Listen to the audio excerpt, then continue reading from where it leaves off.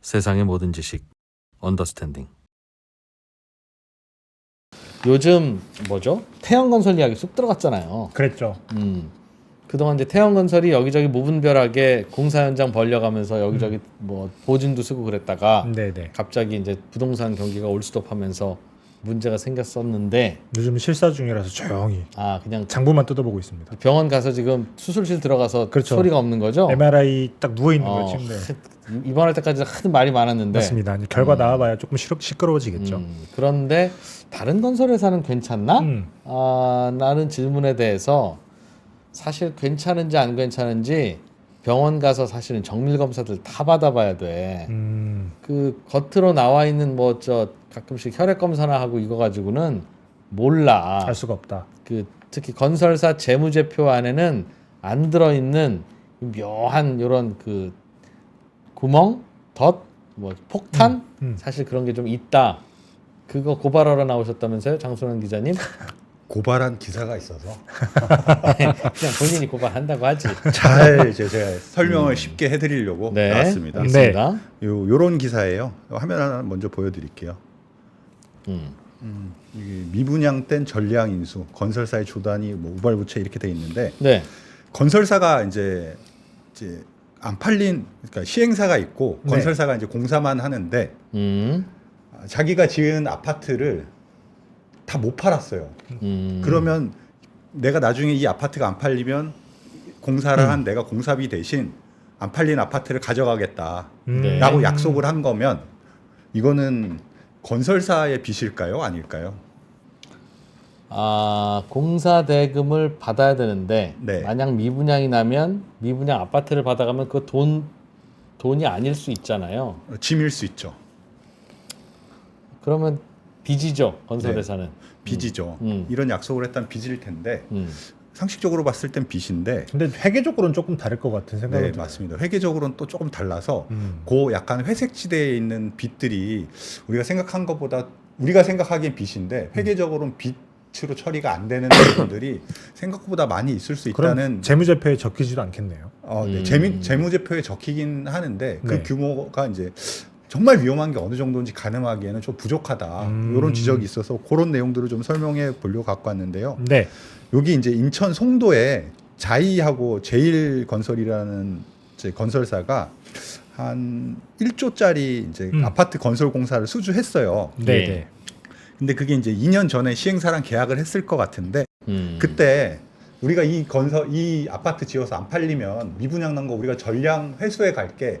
아파트도 끝까지 지어줄게 라는 약속을 아마 했나 봐요. 근데 그때는 안 알려줬고 사업보고서나 그 재무제표에 어디에도 그런 내용은 없었어요. 네네. 근데 최근에 이제 얘네들이 본 PF로 넘어가면서 실제로 돈을 한 6천억 정도를 조달해서 예. 아파트를 지으려고 이제 돈을 구하러 돌아다니는 과정에서 네. 2년 전에 시공사들이 책임 준공도 해주고 만약에 미분양이 나면 우리가 무조건 전량 떠안겠다는 약속을 한 게 이제 시장에 이제 흘러나오기 시작한 거죠. 그런 약속을 했는지 GS건설 주주들은 모릅니까 그럼? 몰랐죠. 그 전에는 예를 들면 여기 재무제표를 제가 잠깐 봤더니 책임 준공, 조건부 채무 인수 뭐 이렇게 돼 있고 네. 뭐 밑에 보면 뭐 지급 보증을 한 게 얼마고 이런 것들 나와 있어요. 이걸 통틀어서 이제 건설사의 우발부채라고 하는데 크게 보면 뭐 지급 보증, 연대 보증, 자금 보충, 책임 준공 한 이 네 가지가 있거든요. 네네. 그 중에서 자금 보충, 연대 보증, 그다음에 지급 보증 이런 것들은 리스크가 명확하고 정말 이 시행사가 잘못됐을 때 건설사가 내가 이걸 떠안아야 되니까. 해주겠다는 약속을 했으면 건설사가 바로 떠안아서 상당히 좀 우발채무 중에서는 리스크가 큰 약속이라고 보는데 네. 요 책임 준공만으로 보면 책임 준공은 아. 건설사가 그냥 건물 끝까지 짓겠다. 공사비가 떨어져도 물론 지어주긴 네, 하겠다. 공사비 시행사가 무너져서 공사비를 못 주더라도 건물은 끝까지 짓겠다라는 네. 약속을 해주는 거거든요. 네.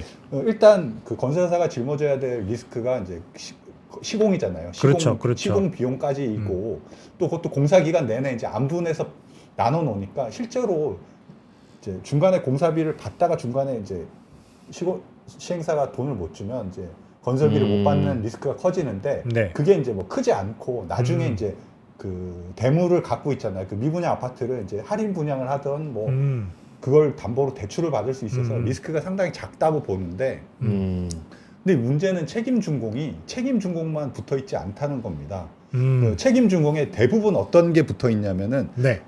조건부, 그러니까 책임준공을 이행하지 못하면 끝까지 건설하지 못하면 시행사가 이 아파트를 지으려고 빌렸던 빚을 다 떠안겠다라는 일종의 족쇄가 붙어요.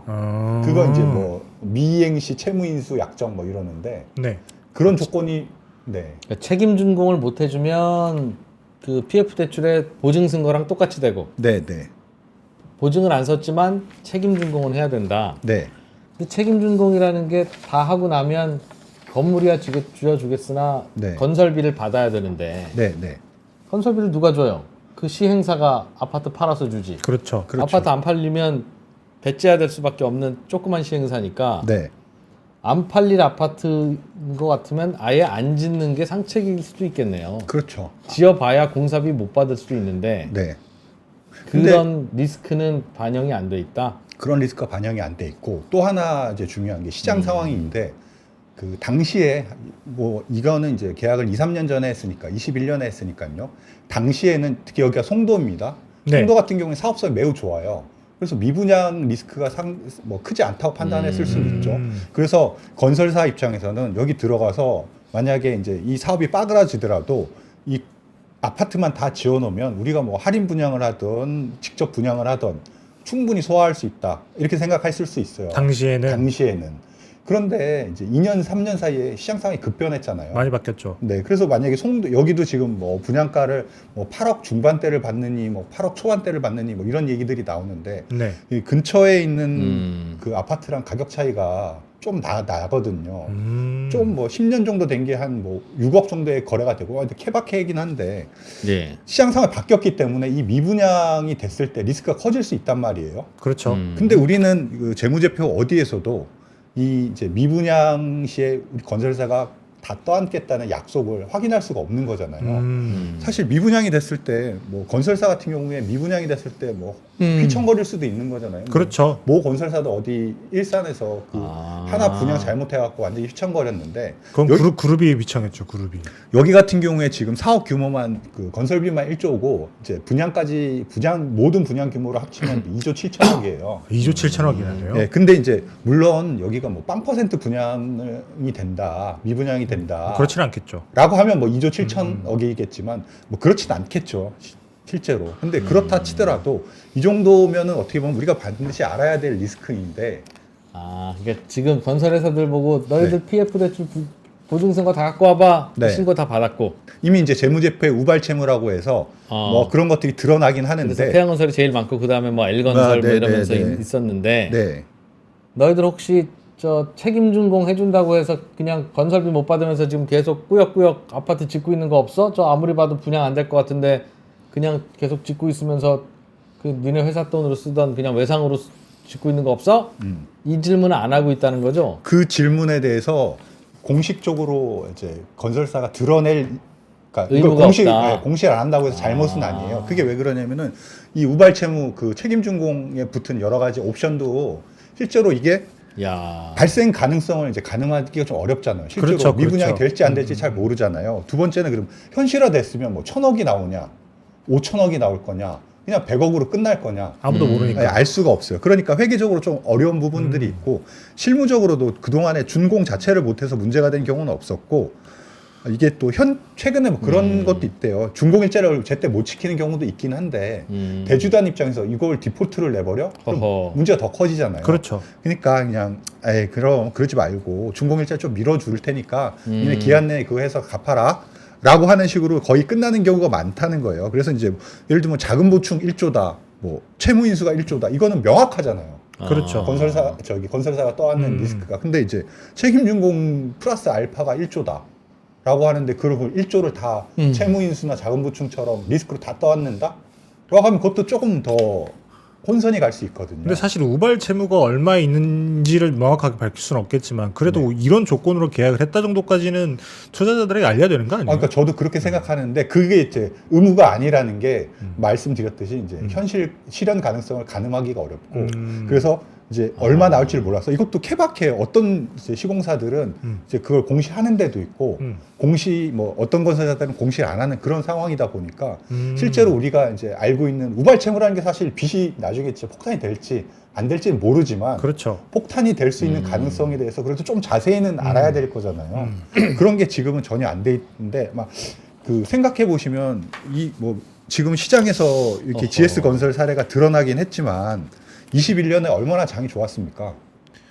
그렇죠. 아파트 지으면 다 분양했잖아요. 제가 아는 바로도 모든 책임준공 밑에는 부대 약정이 달려 있다고 네, 하더라고요. 기본적으로 그런 부대 약정이 달려 있고 뭐 안 하는 데가 뭐 거의 한두 군데나 있을까 말까 하고요. 여기처럼 사업성이 좋은 곳 같은 경우에는 어떻게 합니까? 우리가 이 사업해서 안 되면 미분양 다 떠안겠다라는 약속을 했을 겁니다. 그렇죠. 아마 제가 그 저쪽 시공사 쪽에 좀 취재를 해보니까 몇 곳이라고 말할 수는 없지만 그런 사례가 좀 있었다고 해요. 예. 근데 그게 지금 시장 상황이 바뀌어서 예를 들어서 뭐 분양가 상한제 지역이 아닌 곳은 일반 분양가도 매우 높아졌고 시장 상황도 안 좋아졌잖아요. 그게 이제 지금에서는 큰 리스크가 미분양 리스크를 건설사가 떠안게 되는 그런 상황이 펼쳐질 수 있게 된 거죠. 그런데 실제로 공시는 제대로 안 되고 투자자들은 뭐 깜깜이고 뭐 이런 상황이 될 수 있는데 물론 이게 이제 그래서 금감원에서 지난달에 뭐 가이드라인을 주긴 줬다고 해요. 이제 더 네. 꼼꼼하게 해서 이번 분기 보고서부터는 제대로 다 까내라. 공시해라. 예, 까내라. 그렇죠. 그게 맞죠. 예, 그렇게 해서 이제 뭐 여기 문제가 된 건설사도 아마 그런 부분들을 공시를 하긴 할 거라고 하는데 실제로 그게 까졌을 때 얼마나 많은 그런 것들이 나올지 솔직히 지금 보긴 봐야 되거든요. 그렇죠. 예. 그러면 좀 생각보다 큰 리스크가 숨어 있을 수도 있다라는 이제 얘기를 할 수 있을 것 같습니다. 사실 이 문제는 태형건설 때도 문제가 많이 있었던 게 이게 정상 기업일 때는 우발 채무가 뭐 3조니 뭐 3.5조니 이랬었는데 네. 옥합 가고 난 다음에 까봤더니 야 어떻게 구조화되냐 우발 채무가. 아, 그렇게. 네. 까봤더니 여기도 똑같이 책임준공 미이행 시 채무 인수라고 하는 부대 약정이 달려 있는데 책임 준공을 할 수 없는 상황이 오는 경우가 옛날에 그 어디 울산에서 네. 얼마 전에 대우건설인가요? 네. 그 공사를 시작도 못 하고 네. 그냥 시공권을 포기하고 네. 야 그냥 내가 니네 혹시 땅 살 때 보증 쓴 거 있지 그거 얼마야? 내가 꺼줄게. 그냥 그 내가 그냥 갚을게. 그리고 그 땅 갖고 와. 내가 나중에 뭐 여기다 뭐 국을 끓여 먹든 어떻게 하든 할게. 그래서 왜 그러세요? 그랬더니 여기다 아파트 지으면 어차피 우리가 다 지어줘야 되는데 그렇죠. 니네가 뭐 돈이 있니? 이게 분양되겠니? 우리 그냥 여기서 끝내는 게 낫지. 만약에 아파트 다 짓고 나면 공사비도 못 받아. 처음에 땅 산다고 돈 빌린 거 어차피 니네 그것도 못 받아. 그렇죠. 우리는 왜 부채가 두 개가 생겨야 되냐? 아예 그냥 보증 잘못 썼다고 생각하고 처음에 돈 물어주고 끝낼래 했잖아요. 그래서 야 진짜 안 되는 이 지역인가 보다. 대우건설이 저렇게 짓기도 전에 포기한 거 보니까. 그런데 지금 생각하면 대우건설이 현명한 판단인 판단이었을 거죠. 수도 있고 그렇죠. 지금 근데 전국 곳곳에 여러 건설사들은 그런 리스크를 안고도 그냥 꾸역꾸역 계속 건물 짓고 있는 경우 많은데 나중에 미분양 되고 나면 공사비 못 받고 네. 그러나 공사는 시켰으니 그 돈은 하청업체한테 줘야 되고 그렇죠. 그럼 그 부실과 부담과 비용이 네. 소비자들, 투자자들이 다 주주들이 모르고 있다. 네.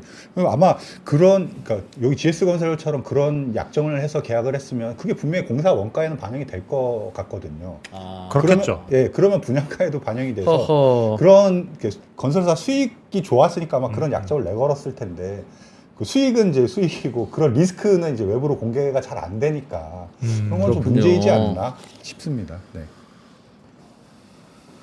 아이고 무슨 말인지 알겠습니다. 아, 근데 진짜 이거는 다 까봐야 알지. 뭐 아무도 이렇게 예측할 수는 없겠네요. 그러니까요. 네. 뭐 물론 이제 딱 까봤는데 뭐 미분양 시장 상황이 좀 좋아져서 시장 미분양 상황이 리스크가 나아지면 뭐. 생각보다 크지 않다 이렇게 공시할 뭐 수도 그럴 수도 있지만 있는데 근데 지금으로서는 그렇지 않을 가능성이 더 그러니까 크기 부동산 때문에 경기가 안 팔리고 미분양이 늘어나면 네. 우리가 알지 못하고 계산에 못 해놨던 건설사 부채가 갑자기 또 커질 수도 있는데 네 맞습니다. 이게 어디에 뭐가 어떻게 되었는지 전수조사해서 상황 보기 전에 모른다. 네. 이런 우발부채도 사실 어떻게 보면 큰 빚인데 알리라고 했지만 제대로 잘 그러니까 안 어디 알린 공사 거잖아요. 현장에 저희는 책임준공 계약을 맺었습니다. 네. 어디 공사 현장에는 뭘 했습니다. 책임준공을 맺었습니다. 예를 들어서 미분양이 났을 때는 우리가 부담해야 될 금액이 뭐 얼마 최대 얼마까지입니다. 라는 사실을 공시를 하면 투자자들 입장에서 그 리스크를 파악할 수 있잖아요. 그러네요. 네. 근데 그런 것들이 전혀 이루어지지 않고 있다는 점입니다. 네. 그러게요. 그 중요하네요. 네. 알겠습니다. 뭐 어떤 공사 현장들이 그런지는 조금 좀 붉어질 수 있을 것 같은데 생각보다 그래서 여기저기 걸려 있는 문제가 많다. 근데 지금 정확하게 뭐 몇 군데나 이런 게 있고 뭐 그거는 제가 파악을 못했는데 21년, 22년에는 뭐 좀 이런 관행들이 좀 좋은 사업성이 높다는 곳은 그러니까 어디든지 있었다니까. 그 공시는 최소한 하고 있어야 될 텐데. 네. 알겠습니다. 또 네. 그런 상황이 있는. 이 태양건설 얘기는 언제쯤 나올까요? 그럼 정밀 검사 언제 끝나요? 한 3개월 동안 실사를 하고 3개월 후에 그 워크아웃 플랜을 확정을 해서 한다고 하니까 2달쯤? 한 달? 2달 사이에 아마도 뭐 이 정도로 심각했구나라고 하는 얘기가 나오지 않을까? 검사 결과는 정도로 그쯤 나올 예상됩니다. 거고. 네. 알겠습니다. 잘 들었습니다. 네, 장수원 기자님 땡큐입니다. 네, 고맙습니다. 감사합니다.